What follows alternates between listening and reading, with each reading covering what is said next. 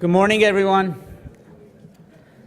I'm Vali Nasser, the Dean of Johns Hopkins University School of Advanced International Studies, and I'm very pleased to welcome everyone to today's event. For over 70 years, this institution has served as a platform for policymakers and students to engage on crucial issues shaping world events. And today's event continues that tradition of dialogue by bringing in leaders and practitioners in foreign policy making to share their expertise with our students, faculty, and the broader community. This morning's conversation hosts Mr. Andrew Herscowitz, a minister counselor in the Senior Foreign Service at the U.S. Agency for International Development. He will discuss the U.S. experience in promoting energy access and clean energy development in Africa. In a region where 2 out of 3 people lack access to electricity, USAID's Power Africa program aims to reduce these global inequalities that can even be seen from space by bringing the simple amenity of electricity to sub-Saharan Africa. This gathering is being held in honor of the 1-year anniversary of the establishment of ICEP, the Initiative for Sustainable Energy Policy at Johns Hopkins SAIS. Through the introduction of bold ideas, rigorous policy analysis, and sustained engagement with policymakers and change agents, ICEP has become a global thought leader calling for better energy policies in emerging economies. It is my pleasure to recognize our very own Professor Johannes Orpalainen, the founding director of ICEP, and the director of the Energy Resources and Environment Program here at SAIS. Professor Orpalainen is an award-winning author of 4 books and over 100 refereed articles on environmental politics, energy policy, and global governance. As a leading energy expert, he frequently advises governments, international organizations, and the private sector on energy and environment.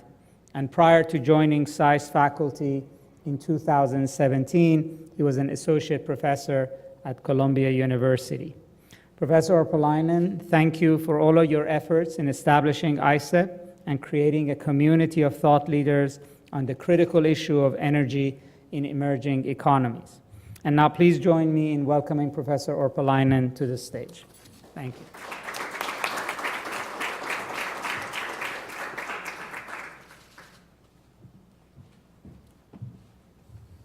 Good morning, everyone, and welcome to SAIS on my behalf as well. I'm very glad to see all of you here.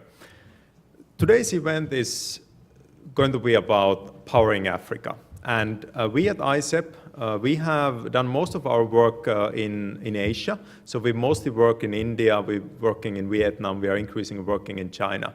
But for me personally, I'm really interested in hearing what our distinguished guest, Andrew Herscowitz, who's the coordinator of Power Africa, will have to say about the challenges in Africa.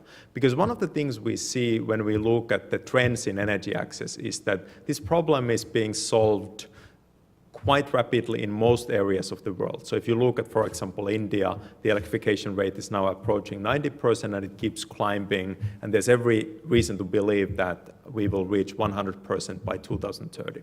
But if you look at sub-Saharan Africa, we see a different pattern. It is true that the electrification rate is increasing, but if you look at the actual number of people without electricity at home, it has actually not decreased over time. It remains about the same because population growth remains fast. So this seems to be the key issue, really the key issue for energy access is how to make progress in sub-Saharan Africa. And at ICEP, we are very excited to see all the work that Power Africa has done with all these public-private partnerships, investments really across the energy sector, from large power plants to providing solar lanterns to remote communities. So Power Africa has really done it all, and they're present in all of the countries in sub-Saharan Africa. So I think this is a very exciting conversation, and something that we look forward to is engaging with Power Africa and other actors in sub-Saharan Africa.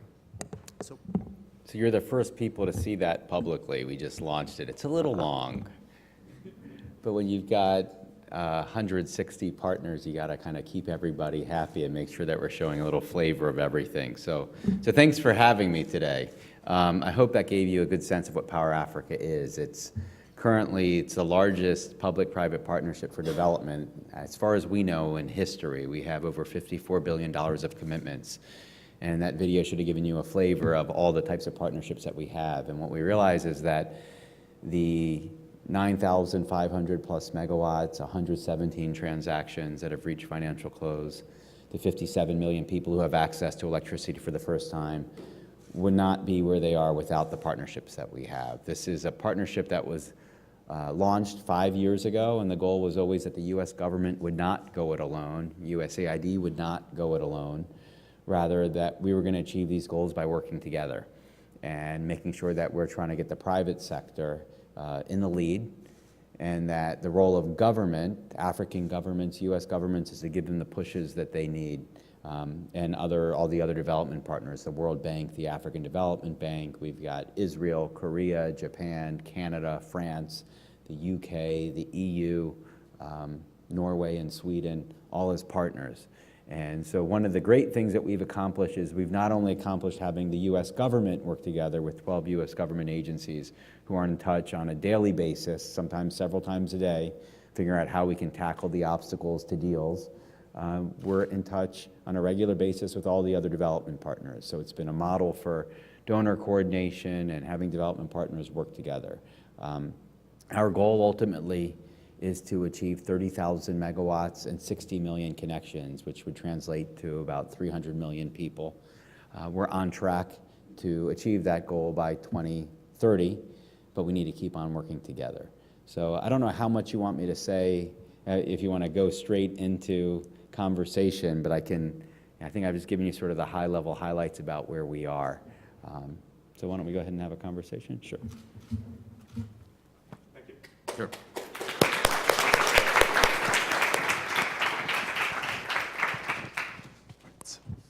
So I'll take this one. Okay.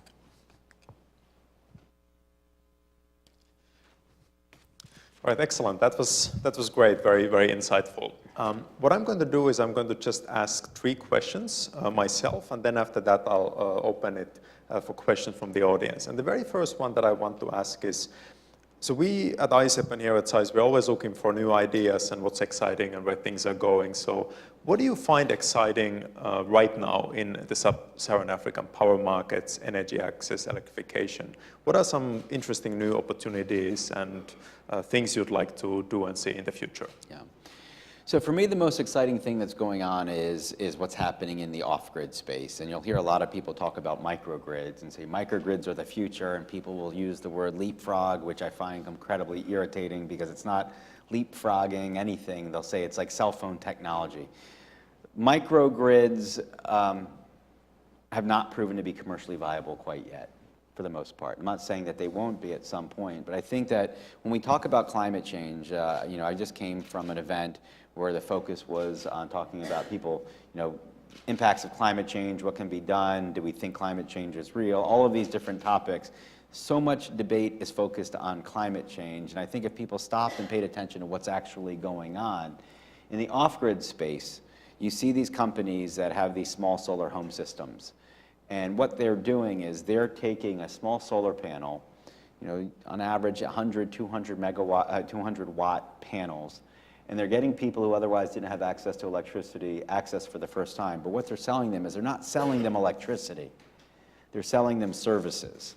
They're selling them access to a solar-powered electric razor. They're selling them access to a solar-powered clothing iron, a television, a cell phone charger, light bulbs. Basically, appliances, things that they need to live a normal life. And in order to be competitive, what they're trying to tell people is, that I'm going to get you as many things as you can possibly get from this small solar panel, which means that's driving the innovation for super efficient appliances. And so the innovations that are being driven by the market in that off-grid space are going to spill over to people who are living on the grid, and you're going to see greater energy efficiency. And that, in and of itself, is going to reduce carbon impact on the world. So as we see that greater efficiency. Now, that innovation at the same time is also creating burdens for people who are connected to the grid, and we think it's important to be connected to the grid as well.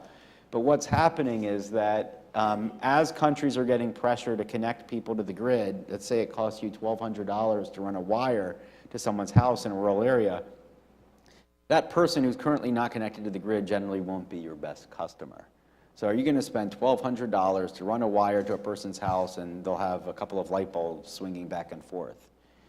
The distribution companies, they have to learn from the off-grid companies. Why are the off-grid companies succeeding? Because they're not selling electricity.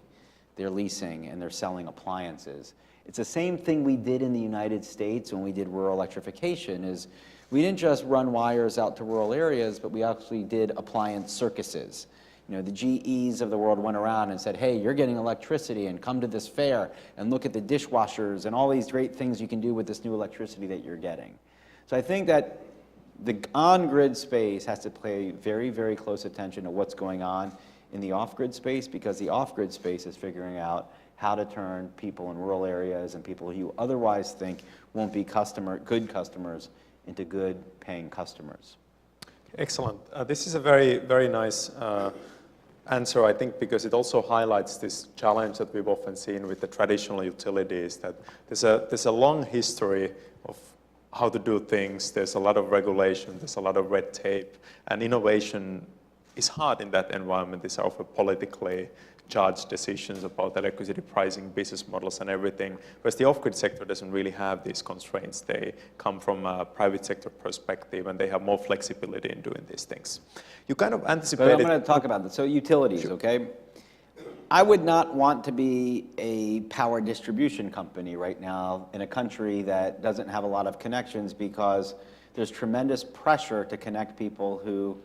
So there's a couple of things going on. One, the people you're being asked to connect are some of the poorest people who don't necessarily offer the opportunity to be great customers. So you're not going to make a lot of money from them. There needs to be some sort of subsidy, okay, for now.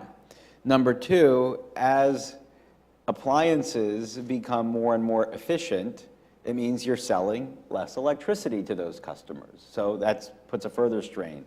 And then the third thing, as an electric utility, if you think about who your anchor tenants are going to be, would you rather connect 100,000 really poor households or one cement factory? You want to connect that cement factory, which is going to consume an extraordinary amount of power, and it's one person, one company you have to collect from, rather than having a whole network of people.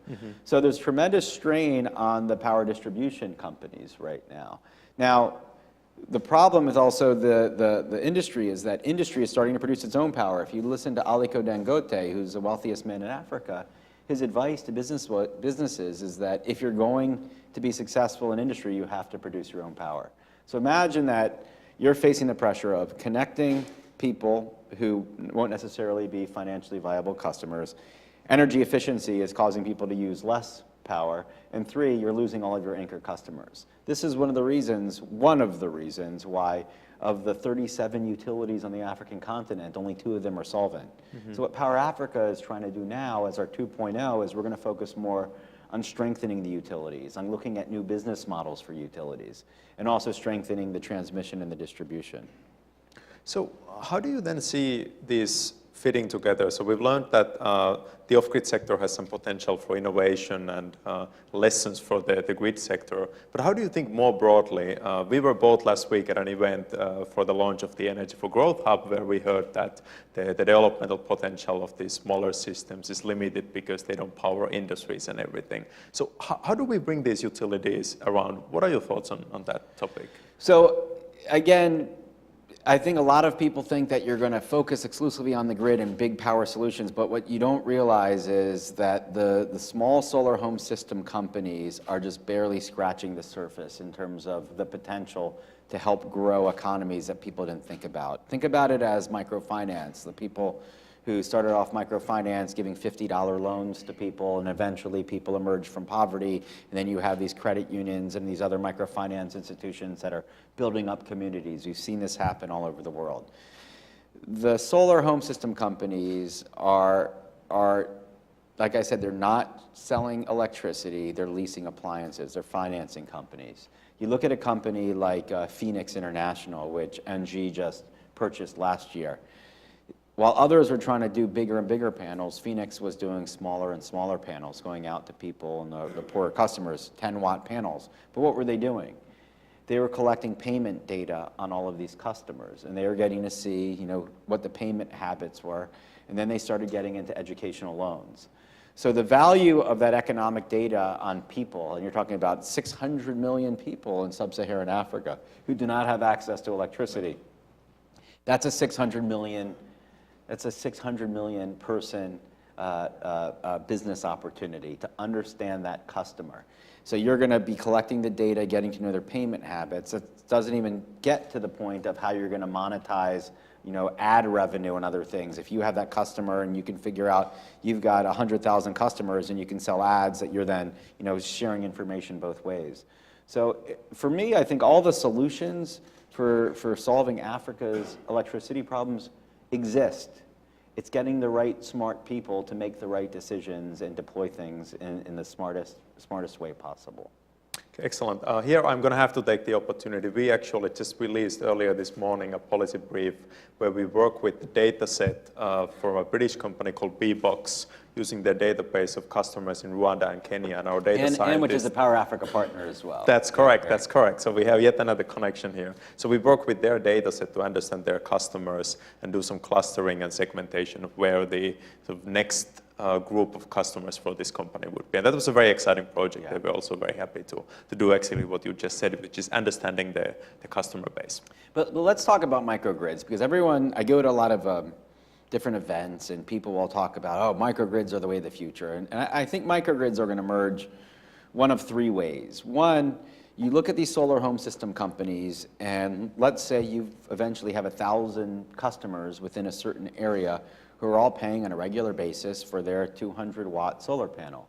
Eventually, they have their electric razors and their irons and all these different appliances, and they say, hey, I've got more money, I want something more. Initially, they'll start to stack them up, and they might get a second system, and they'll have 200 watts, 400 watts, 600 watts, and eventually, you'll start realizing there's going to be a critical mass of people who are paying for enough power that I can give them a little bit more. And strategically, now that I have all this information about where these customers are located, let's put a giant, a big solar array with some storage in this area, and let's now figure out a way where the power can, work both ways. I think organically, you're going to see the solar home system companies eventually get into the microgrid business. That's number one. Number two is the distribution companies, if they are smart, are going to try to collect the data on the customers, possibly even by using solar home systems initially in areas where people are eventually supposed to get connected to the grid. Collect data on those customers over a period of time for a year or 2 years, and then you can sort of map out where you think it makes sense, either one, to run the grid because you think there are enough people who will it make sense financially. Two, you may say, oh, they're not financially viable, but the solar home system will work for now. Or three, you may say, we've got a critical mass of people in this area in a cluster that it makes sense for us to set up a microgrid in that particular area. One of the biggest constraints of solar home systems is that you can't cook with it. The physics of heating is that you need about 700 watts of power to boil a pot of water. And a significant portion of the African population is boiling water 2-3 times a day, whether it's for making tea or making pop or some other thing. So you can't look at a future where you say, all right, we solved all the problem with a small homer system, a solar home system, but people are still burning biomass and dung and things like this for the next 20, 30 years. So you have to figure out what that cooking solution is going to be. And the cooking solution, the modern cooking solution, I'm sorry, is not going to be like a cook stove with some pellets and things like that. That's a nice transitional thing. Really, you have to cook. I mean, gas is a good cooking solution. Electricity can be a good cooking solution. So if you're in a community and you can have a microgrid, maybe you've got a small river or stream, and you can generate enough electricity so that electricity is actually affordable. So I was excited about microgrids initially, thinking, okay, if you have a microgrid, you can get more power. There's solar panels in the community, and you can cook with it. But what we found, NG did a pilot with some microgrids in a country, and they realized that the cost of the power for one 1 hour of ironing clothes, people were spending the same amount of money that they were spending with their charging their cell phone and running their television and light bulbs for a week. So it's very energy intensive. So the businesses are going to have to figure that out. Okay, excellent. So my last question before we open it for the audience is a question that I ask all of our guests is, so what should we here at SAIS and at ISEP, what should we do? What are the key things where academic institutions, whether it's in research or teaching, how can we be helpful and useful in this effort? I think that data, and I think everybody realizes this, that data is going to drive the innovation and help make businesses more efficient. So even something like blockchain, we're looking more and more. I remember rolling my eyes the first time I saw an article about blockchain and microgrids, but then I started thinking that if blockchain, even if it saves, there's a way to use blockchain technology or systems to help make microgrids 10% more efficient, that will help drive down the costs a little bit more, which might help them get to the point of financial viability. So people who really focus on how to gather data and how to analyze data, that will drive most of the businesses. I was talking to a friend of mine yesterday who's leaving Wall Street after 20 years, and he said to me, people don't realize that the writing is on the wall for Wall Street even. Like the same skills that were necessary before for people like making deals and offering opinions about what to do, he said, everything's getting automated. Everything's being run by algorithms. And a couple of years from now, that's the skill set that's really going to be needed.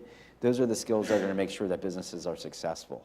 In the solar home system space, there was an interesting study that was done that said that a lot of the companies, they were really running four businesses.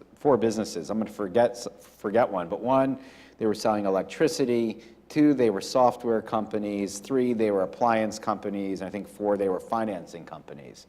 What these companies are now realizing is that they need to specialize. So some of them are saying, you know what, we're not going to try to provide it all, but our software is the best one that allows the conversations to go back and forth between the customer and our headquarters.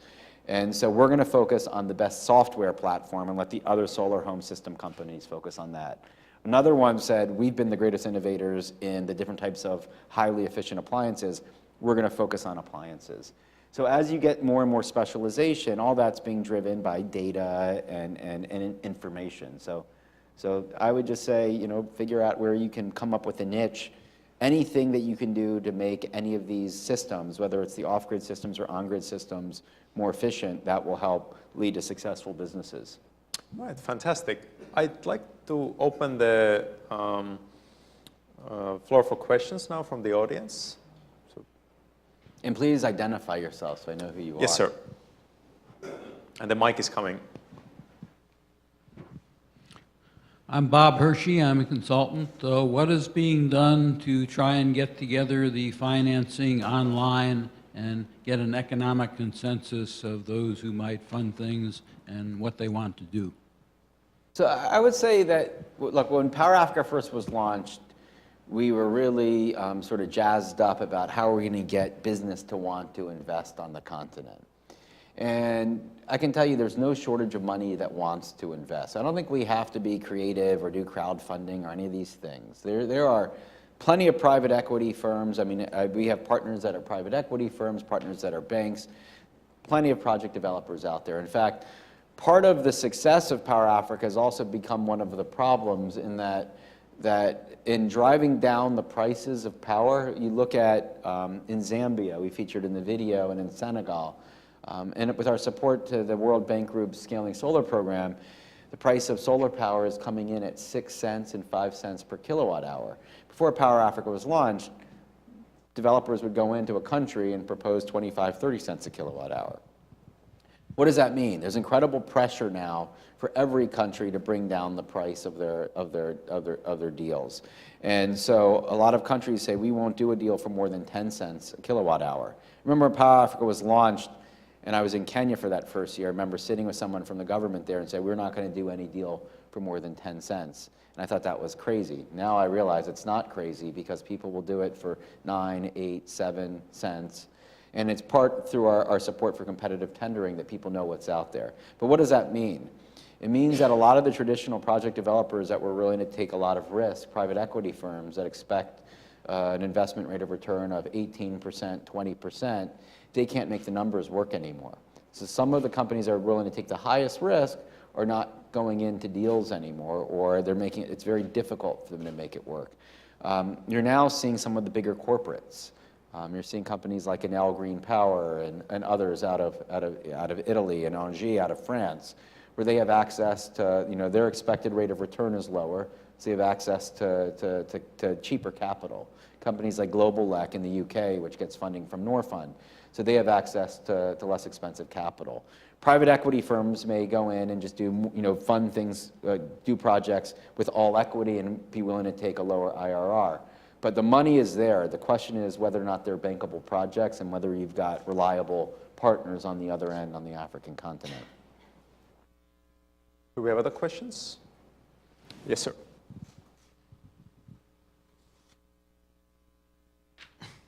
Good morning. Thank you very much for your talk. My name is Piotr. I'm half Russian English and from the UK. I'm a student here.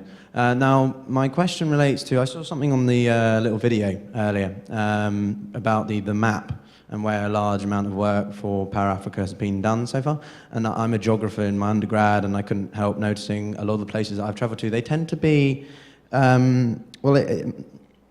based on parameters that differ, but a large amount of the work that seems to be the most successful is in Western Africa, in places like Ghana, Côte d'Ivoire, more, should we say, democratically stable, and then up the eastern and southern area of Africa. I couldn't help noticing that there was quite a large gap in the very central area of Africa. So I'm curious, just obviously there are conflicts, there's things going on.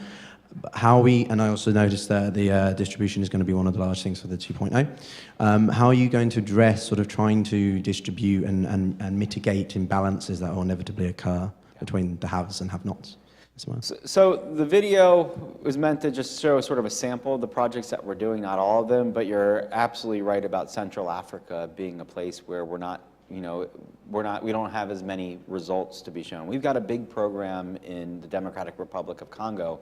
But when you face big political problems, often, you need to have the enabling environment in a country. So you look at a country like the Democratic Republic of Congo, there's a lot of political instability there.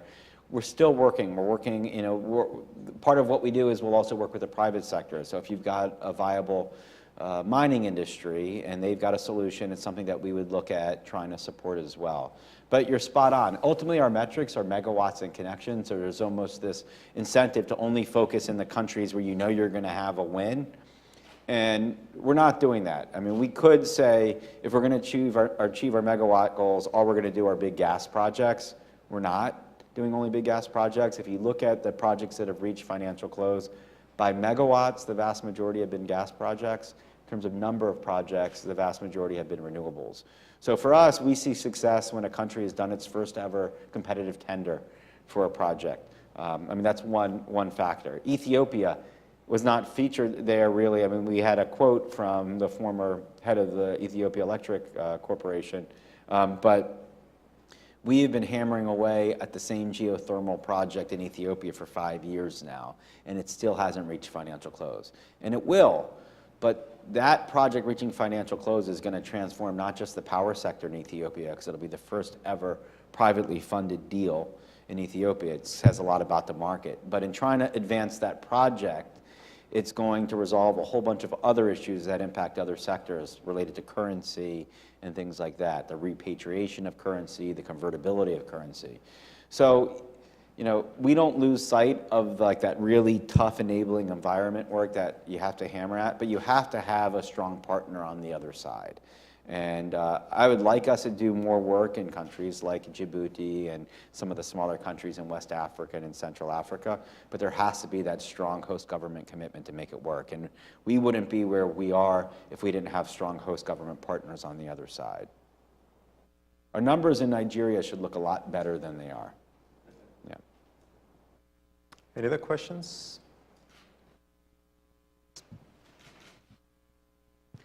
Hi, I'm Claire Knudsen. I'm an alum. I was just wondering, I currently work for a consulting firm. We were very pleased to see that USAID awarded an expansion IDIQ to 5 small business holders, which is sort of a record. Could you talk a little bit about what you see the future for U.S. small businesses working with Power Africa? Sure. So you've got the 5 small businesses that are part of the IDIQ. So hopefully you all will compete for some of that work and win some of that work. So that would be the future for it now. But we have a strong, obviously we have a strong commitment to working with small businesses. But it's not just small. Look, I'll be honest with you. I love you guys who are implementing for us, and I look around the room and I see a lot of our contractors here, hoping that I'll say something that'll like give you some edge to figure out how to get money from the U.S. government. I would much rather see a U.S. small business that's actually investing in Africa be getting a lot of work. And so you know, we've been traveling domestically more and more, and you saw some of the footage in the video of some U.S. companies.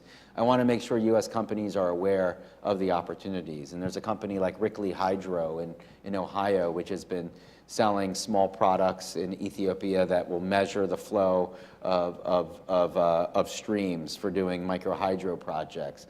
They've been doing some work in Ethiopia. You've got companies. A lot of U.S. companies are doing parts and components that can feed into the work that we're doing. You've got Sparkometer, which is doing really innovative metering as well to try to see how we can help companies like that expand into the African continent.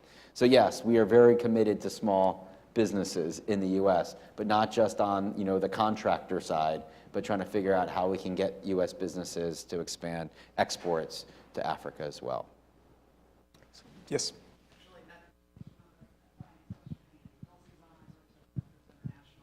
Done a lot of work. Dulcie Zahniser, Towpath Group International. As you said, we're trying to get as many U.S. businesses into that market. Do you foresee the BUILD Act and the Export-Import Bank expanding, actually having a bigger footprint as a result of some of the changes that are ahead with those 2 agencies? Yeah. So just curious as to your take on it these days. Sure. And ASEF as well. Yeah, so the BUILD Act hasn't officially passed yet, so we'll wait and see. It's looking up for just a few minutes. Yeah. Whether it passed last night. So if it passes, I think, look, the BUILD Act, I think a lot of us have learned a tremendous amount from the Power Africa experience. We're really happy that this administration not only likes the Power Africa model. You saw at the end of the video a quote from Wilbur Ross, and Rick Perry's been extremely supportive of our work, and Ray Washburn has been very supportive. They're trying to figure out not only how to make sure Power Africa succeeds, but how we can replicate the model across in other places geographically, but also across other sectors. So you saw Asia Edge was announced a few months ago, and to figure out how we can replicate this model a bit in Southeast Asia. And we've been having discussions about Latin America as well. The BUILD Act, I think, the way that it gets implemented, having USAID and OPIC work very closely together, I think there's a lot of lessons learned that they will draw upon. We have liaisons with OPIC on our team right now. We have liaisons with USTDA. And so I was at OPIC last week. So I expect that a lot of lessons will be drawn from Power Africa if the BUILD Act passes. And even if the BUILD Act doesn't pass, we still have ideas about how we're going to implement some of these other initiatives by making sure there's closer coordination amongst the agencies. Can I ask a follow-up? Equity position. If successor agency.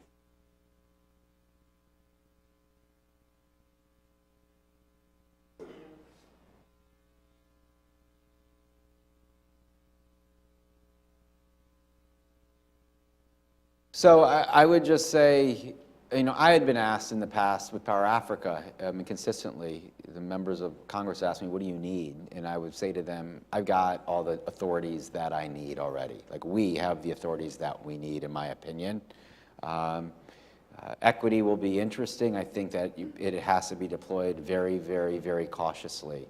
As I said to my own team when I first took this job, I said, the last thing I want is a Solyndra on my hands. I don't want Power Africa to disappear because somebody makes one decision or makes an investment decision that doesn't work out well. But people have to keep in mind that we should be taking the risks. We're development institutions, and we shouldn't just be investing in projects that the private sector would otherwise invest in, and that we'd crowd out the private sector. So you have to hope that if people do make decisions that don't work out well, just like in business, that people will be forgiving and not hold it against the agency. We should be taking that higher risk, whether it's financing or equity or whatever it's going to be. But we should only be doing it in cases where either the private sector is not willing to make the investment, or the private sector needs us to be there to help give their investment greater credibility. I used to be fairly critical of my colleagues, I mean, pretty openly, saying I don't like it when development finance institutions are investing in projects that I felt like banks should be investing in, and it's crowding it out. But then someone made the point, which was a really good one, saying that it's good to have the US government in on a deal. The private sector wants that, because if something goes wrong, they know that the US ambassador will be in there with them by their side, saying, this isn't just this company, this is the US government as well, and it gives them the level of assurance that they need, which actually can be helpful, because a lot of deals don't move forward because people are waiting for host government guarantees. So and a host government guarantee counts against the IMF debt borrowing limits, which means that sometimes deals won't move forward. So if having the US in there as either an investor or a financier, it helps you, gives you the comfort level that you won't need that host government guarantee, then that might help a deal move forward and actually be a greater cost savings for everyone. Excellent. I think we still have quite a few questions. Yes, sir.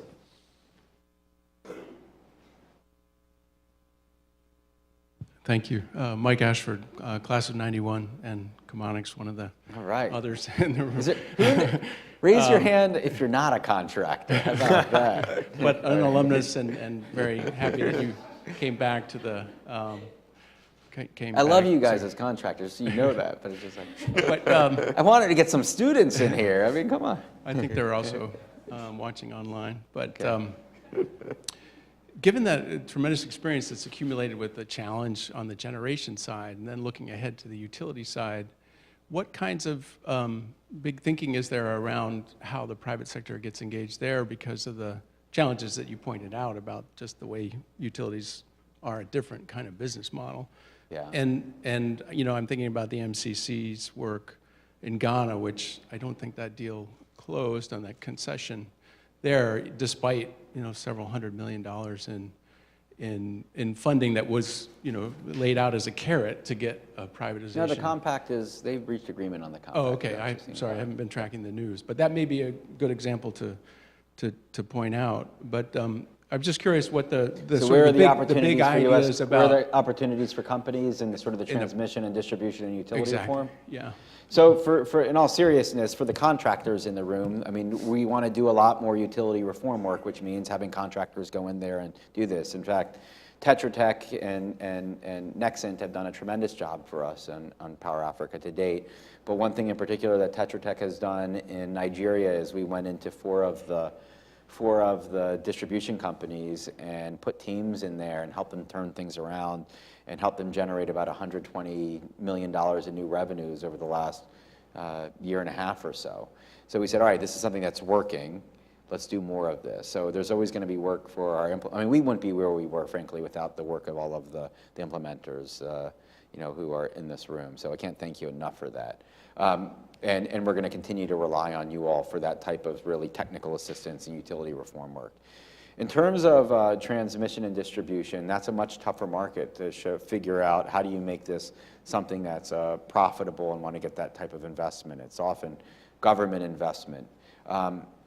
We got, when Korea became a partner of Power Africa right after we launched 2.0, we were excited because Korea, the Korea Exim is doing a lot of investments in transmission infrastructure, and they agreed to do about $1 billion in financing in transmission infrastructure. We, the US government, we simply don't have the money to do that type of investment across the whole continent. So this is why having these partnerships is really, really important. We did an analysis of, some people were reluctant for us to do that, saying, well, what about US companies? What about US companies?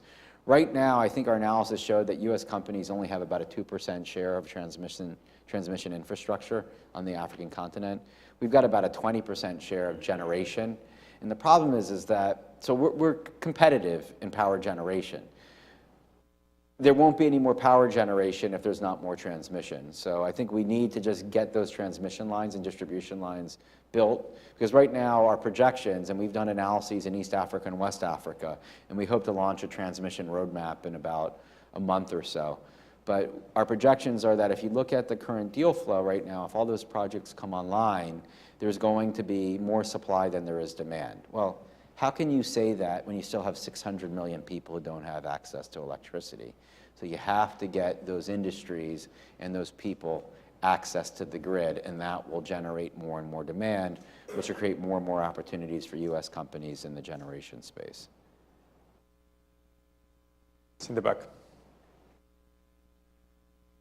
She's a student, she's not a contractor. All right.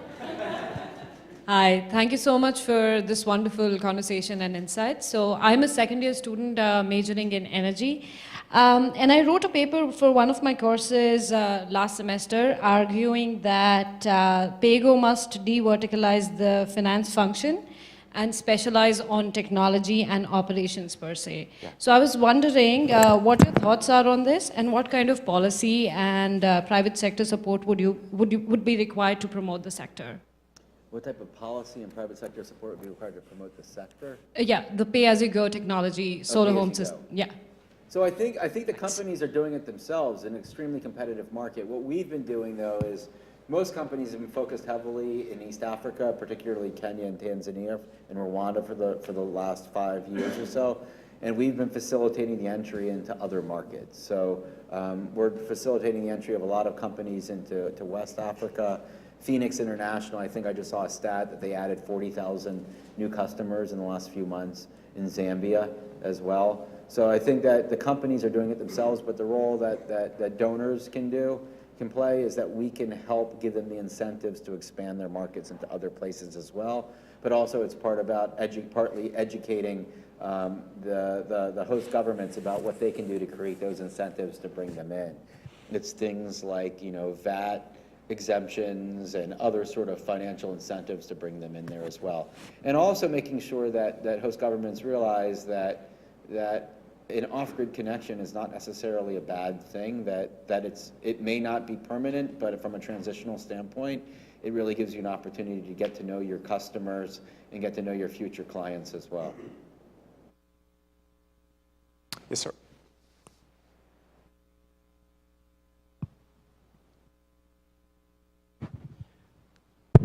Hi, my name is Prosper Uera. I have spent the past 5 years or so trying to develop hydropower in Tanzania. Okay. I salute you for not giving up, because I know it's very, very I difficult. salute you if you haven't given up on investing in Tanzania. I'm still trying. The question I have is, sounds like there's an emphasis on solar panels and mini-grids. I haven't heard you mentioning any hydropower or biomass. Did you see the video at the beginning? I was a little late. Okay, I guess maybe I it's the missed video. it.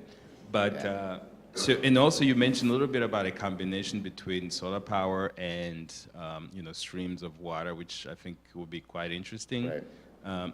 Are you seeing any of those types of projects whereby you have a hybrid between solar panels and like a hydropower? And then the second question is, sounds like you're shifting your emphasis on distribution and transmissions, supporting the TANESCOs or the utility companies. Are you moving away from supporting developers in terms of preparing projects and supporting feasibility studies and transactions and whatnot? Because that's also very, very important. So a couple of things. One, so in the video, we said we have an all-the-above technology approach. We do a lot of support for hydropower, particularly, I spent a lot of time personally trying to promote a 10-megawatt hydro project in Tanzania, which eventually fell apart. Tanzania has been a very, very difficult climate for a lot of our partners.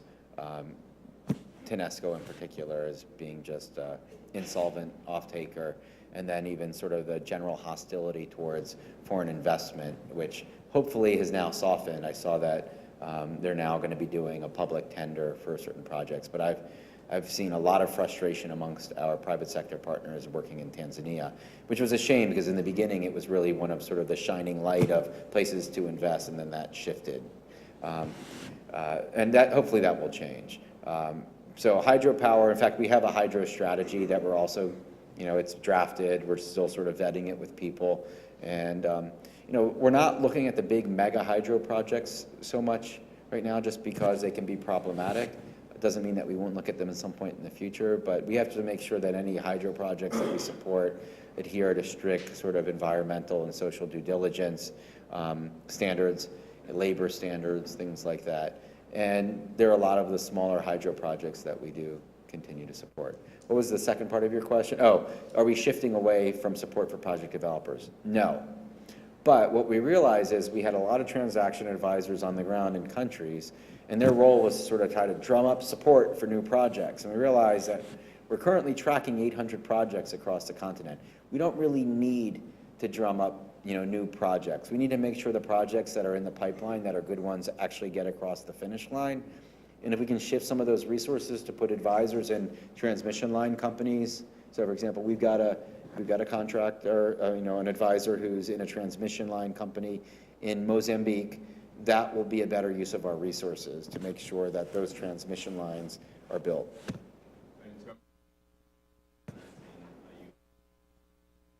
So we're not going to stop doing that, but if you think about it, if we know that there's not going to be a demand for additional power in a country, does it make sense for us to spend a bunch of money on a feasibility study for a big on-grid project that we know is not going to go anywhere?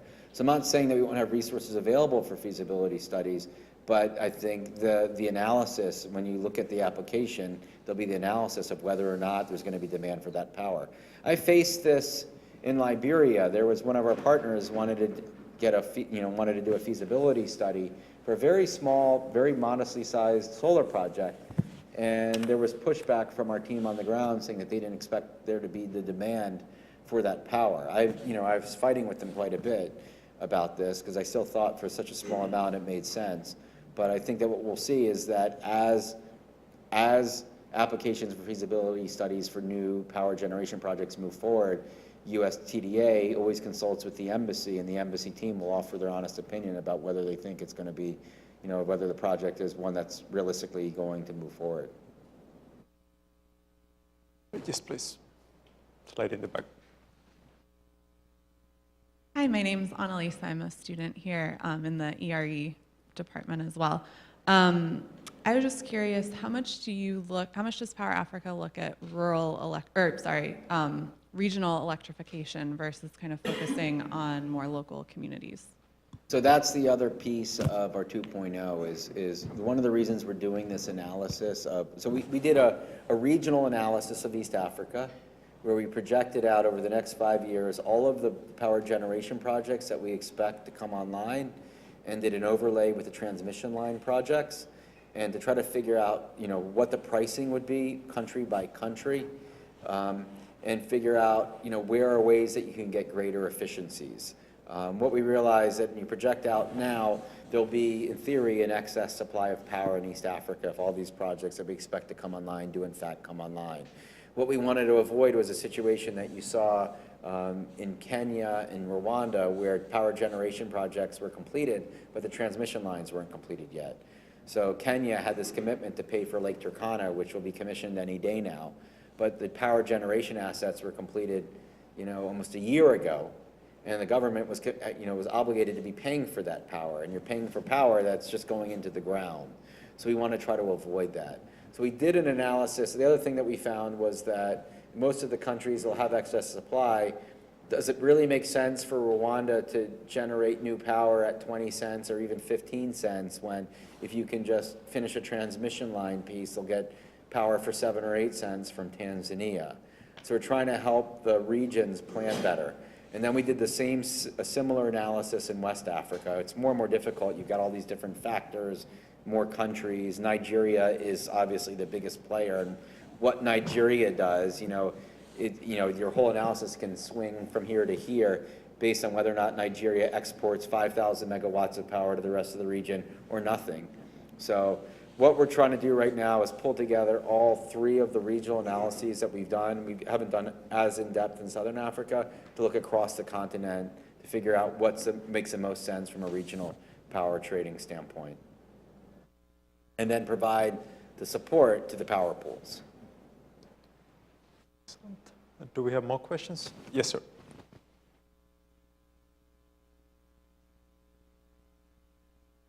Thank you. Hello, Chris Goncalves. Not a student or a contractor, but SICE 93, and I lead the energy practice at BRG. We did some work with you guys on the LNG handbook that you guys did a few years ago. I have a two-part question, which is regarding, I was intrigued by your comments, and I have to apologize in advance, I missed the video, so I don't know if it was covered there, but I was intrigued by your comments about the tension between building out grids and sort of traditional energy and microgrids and new energy. And as sort of a long-term strategic question, what do you think are the prospects that microgrids and renewable energy and storage combined can form the type of technological revolution that, say, cell phone technology was just several decades ago, and that in emerging markets around the world, including Africa, this technology can basically leapfrog traditional. So you missed the part when I said I hate when people use the word leapfrog. Say it. You walked in.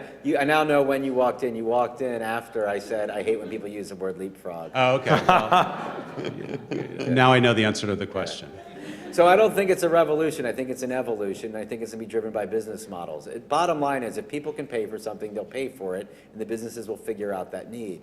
What I was saying is, I think that the off-grid companies are the ones who are better in touch with the customers and have a better sense of what the customer needs. So that was the other question. Like, what should SICE students be doing? You should get to the field.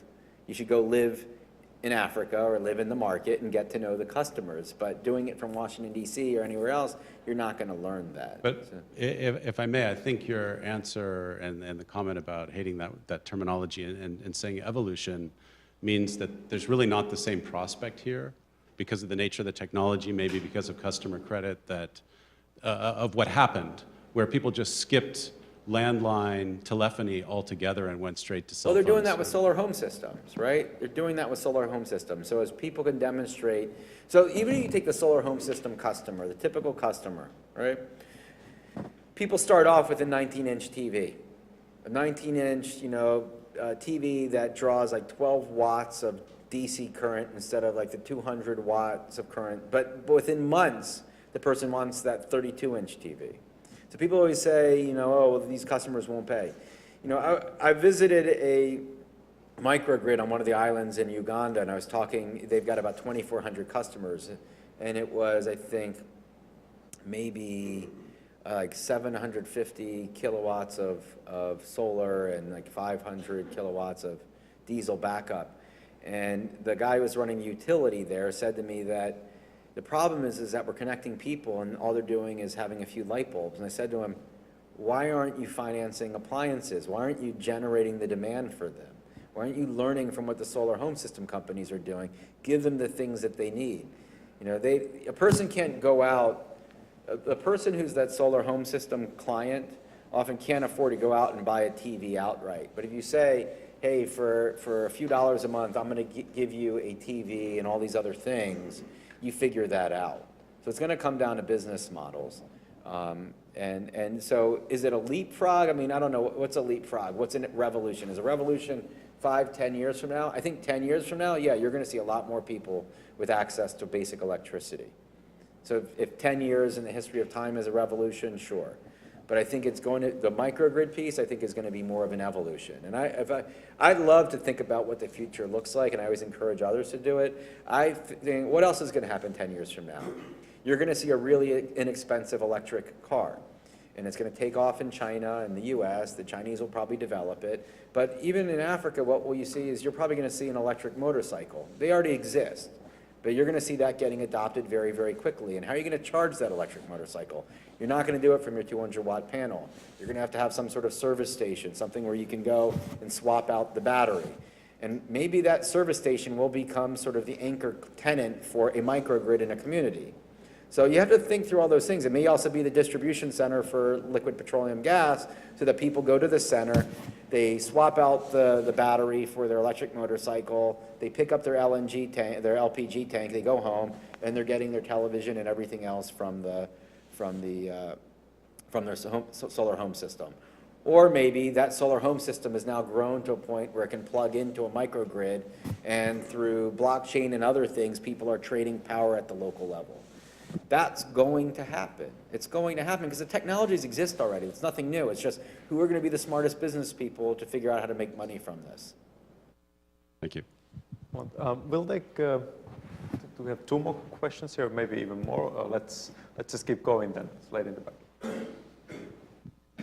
Hello, my name is Salome. I'm not a student or a contractor, but from the sustainability profession.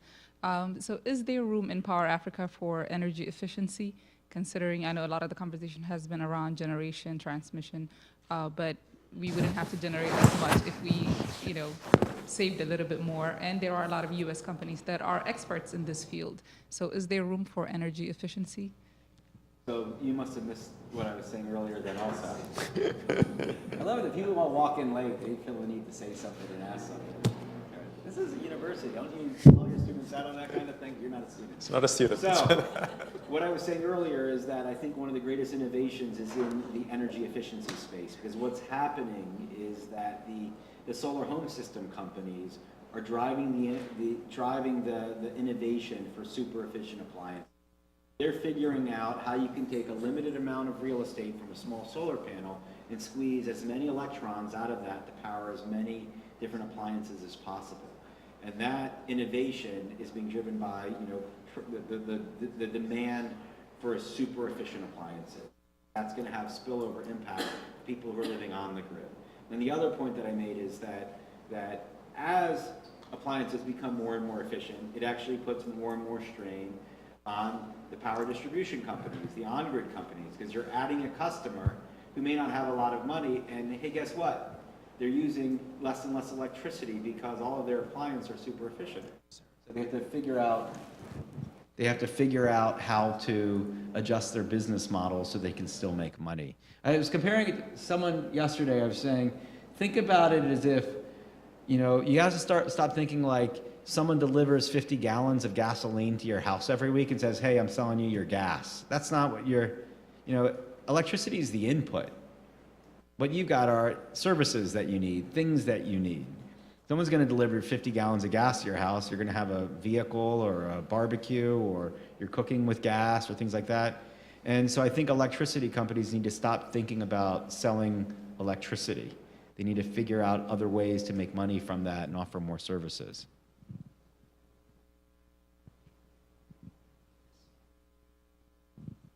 Yes. Paul Dolan, consultant. Just a question about cooling. I mean, I think air conditioning is going to become an insatiable user of power in the future. I assume a lot of Africans could benefit from air conditioning. I mean, is that on the radar, or how are you seeing that evolve? So a lot of people want it to be on my radar. So I'm going to offer you my personal opinion on this.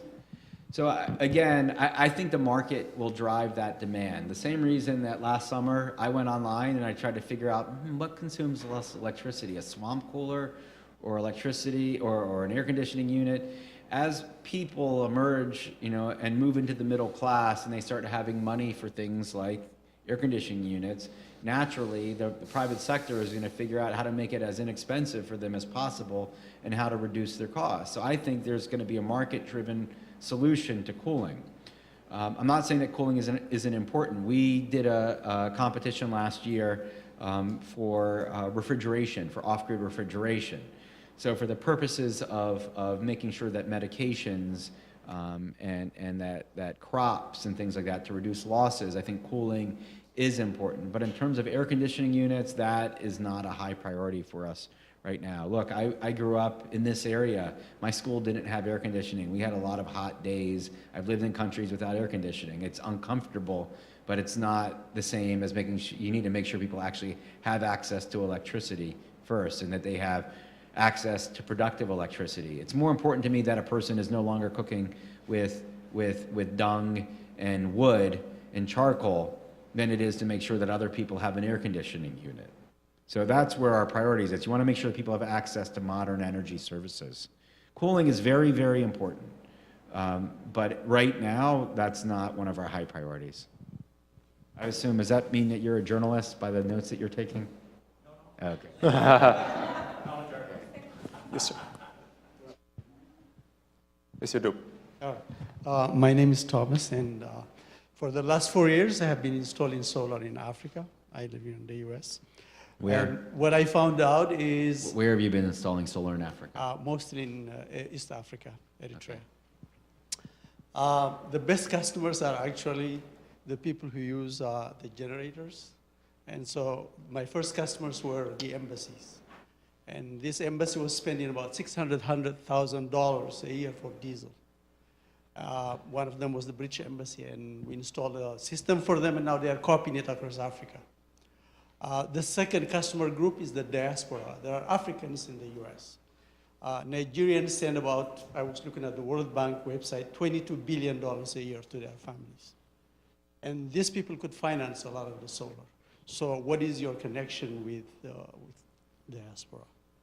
No, we do speak to diaspora quite a bit, but really what we like, I mean, for diaspora is particularly good for technical assistance. There are a lot of fantastic Africans who've worked in utilities in the United States for years and years. In fact, one of our top guys in Ethiopia, I mean, is an Ethiopian American who moved his family there. He's been there for 5 years and has been doing a tremendous, tremendous job. So really, I think one of the things that diaspora offers is it's not just financing, because like I said, there's a lot of financing out there, but it's offering perspectives that you don't get from a lot of other people, and you often a commitment that you see where people are willing to live in countries where sometimes others might not want, might not be willing to live, and bringing that expertise, helping bridge sort of the knowledge between what life is like in the United States and in other countries, and then also in the country, so you better understand the customer, you better understand sort of the local culture and mentality on things as well. A person in the US, might not understand sort of the culture in a lot of countries of people taking electricity, and that realize how common it is. And having someone from diaspora involved in trying to sort of figure out how to tackle that issue can be tremendously, tremendously helpful. Yes. Stay mic, please. My name is Bree. I'm an alum from SAIS, admittedly also an implementer. I'm curious. I'm sorry, you said you're an implementer? Contractor. Oh, yeah, for who do you work with? Deloitte. Deloitte? Yeah. I'm curious how gender is being folded into the Power Africa initiative, and if there have been any interesting lessons learned and what the future of that looks like. Sure. So, did you miss the video also? Or you, okay, because there was the whole thing about women in African power. So we have supported the Engendering Utilities program, which has done great work, and the conclusion was that the women-owned utilities tend to, I mean, the utilities that are run by women tend to have been a lot more successful than some of the ones that are not.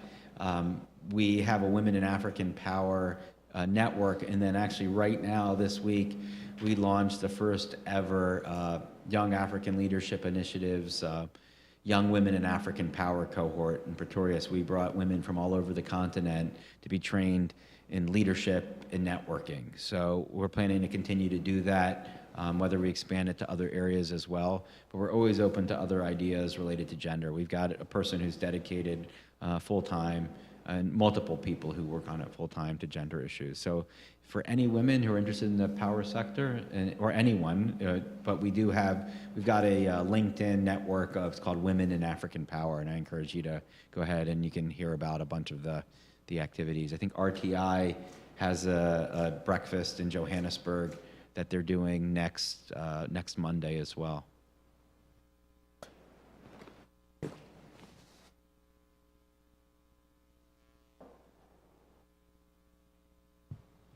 Hi, my name is Ayoboni. I'm a student here and I'm from Nigeria. A disclaimer, I missed the video at the beginning, so if I'm asking, something I like... think you're forgiven because you're a student, and that's okay. All right. I have two questions. The first one is, it seems like, just from what you said and from reading about Power Africa, it seems like there's been more success achieved in East Africa relative to West Africa. And you kind of alluded to some of the reasons why. So I'm curious from a policy perspective, like some key lessons, why does it seem like certain things work better in East Africa, or so, for instance in Kenya relative to Nigeria, where I'm So from? that's not the case. I mean, Nigeria is a very, very difficult, and you probably know this well, it's a very, very difficult operating environment. We've had tremendous success in Senegal and in Ghana. We're working closely in Cote d'Ivoire. So it's not an East Africa, West Africa issue. In fact, Kenya, every country has its issues, right? Tanzania was one of our best places to work. I used to say, if you want to go do, energy sector investment, go to Tanzania. Now I would not advise people to do that, unless things really start to change. Kenya, it's the one place where people are looking for new opportunities, but it's also the market's quite saturated. Nevertheless, it's one of the best operating environments. It's the one country where everybody gets paid. Not only do they get paid on time. So bottom line is, when people are asking you about the pros and cons of different markets, there are different issues everywhere. In Nigeria, we try to find the wins where we could have them, but one of the biggest frustrations in Nigeria, I mentioned this in the beginning, was that we had, I think, about 14 solar developers who were moving forward on projects there, and Nigeria has essentially pulled the plug on those projects because they're just trying to get the price down. And I'm sorry, but the cost of power in northern Nigeria is not the same as the cost of power in Senegal. It's just not. And it's scaring off investment. And so that's a problem. And so I really hope that Nigeria will move forward on at least a few of these solar independent power projects to demonstrate to the market that this is a place where you can invest. I've written a few blogs about this. So if you go on Medium and look at my name, Google my name there, you'll see something I wrote about the unintended consequences of falling solar prices, and I specifically talk about Nigeria. But our hope is that things will change. And then obviously in different countries, as you start getting closer to an election, things start to become more and more unpredictable. Are people going to wait for projects until after the election, or do they want to ram them through early? Or if they ram them through and then the power changes in a country, are the people going to back out of those deals? So what we really try to do is we try to make sure that the deals that are supported by Power Africa are sustainable and that they're viewed as being negotiated in a very transparent manner. This is why we give support to the African Development Bank's legal support facility, which its role is to make sure that the African governments are represented by top-notch international legal counsel when they're negotiating these deals, so that when the governments change, someone can't turn around and say, hey, this was a corrupt deal. We got it raw, we got a raw deal here, and we need to get out of it. We want governments to be able to say, we were represented by one of the top lawyers in the world on this, and this was a fair deal, and we're going to keep this moving through the next administration. All right, fantastic. That's a lot of questions. We covered a lot of ground here. I've learned a lot about this. I'm very excited to work in Africa on these issues in the future. Please, everyone, let's join me in thanking Andrew for a great talk and all the answers.